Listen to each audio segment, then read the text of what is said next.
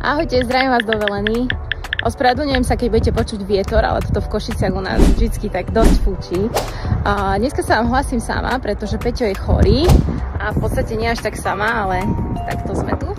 Šli sme na dennú dávku Dčka, ale o inom som chcela. Chcela som vám vlastne dneska povedať, prečo sa názov Velena hormonálne zdravie bude meniť a ako sa bude meniť. Celý ten čas, čo vlastne Velena funguje, sme sa častokrát stretávali s názorom, že slovíčko hormonálny je spájane s niečím negatívnym, proste tá konotácia nebola stále najšťastnejšia. Zároveň veľa z žien si myslelo, že Velena obsahuje hormóny. Chceli by sme sa zbaviť tohto mýtu alebo tohto predsudku, chceli by sme byť otvorenejší a chceli by sme, aby nám dali šancu aj baby alebo ženy, ktoré si predtým mysleli, že to hormonálne zdravie je spájane s niečím len keď chcete, dajme tomu, otehotnieť, alebo že Velena obsahuje nejaké hormóny.